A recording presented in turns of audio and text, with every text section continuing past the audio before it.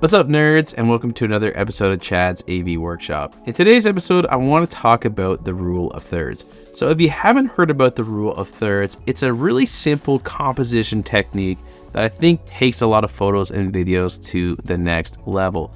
So what the rule dictates is that we divide our images into 3 quadrants, either vertically or horizontally, and we make this type of grid.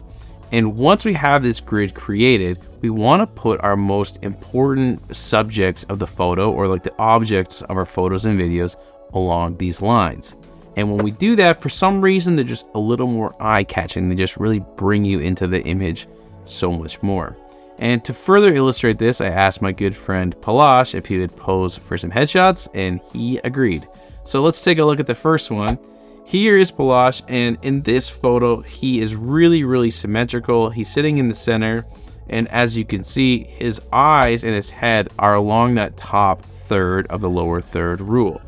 Now, I feel like this style of image has gotten way more popular thanks to Instagram and TikTok and other social media platforms because their thumbnails are often a square, or they're really tight and centered, and so you want to get all of your information into that center area. If you put things off to the side, there's a huge risk that they'll get cropped and then they won't get seen. So I feel like this third and the bottom third are probably the most popular these days, but there are still lots of times where you want to use the side thirds.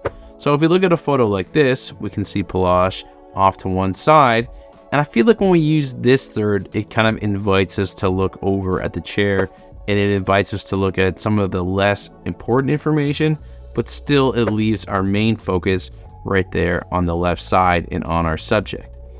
The last example I'm going to show you is breaking the rule of thirds. So we can see here Palash is looking really off of the image. He's looking off to the side, and for me, I feel like this is a really uncomfortable photo. There's just a lot of space behind him.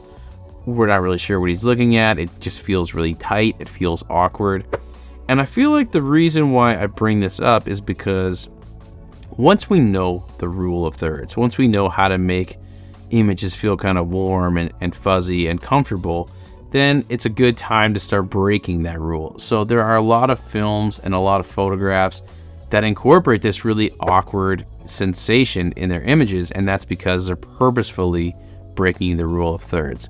And I think the difference is if you're doing it on purpose and you're trying to bring out that emotion, it really hits a lot harder than if you just accidentally, took a bad photo or a bad video. So let me know in the comments below if you knew about the rule of thirds, if you want to start trying the rule of thirds, if you want to start breaking the rule of thirds. How do you feel about it? Do you think it's a good rule? Do you think it works?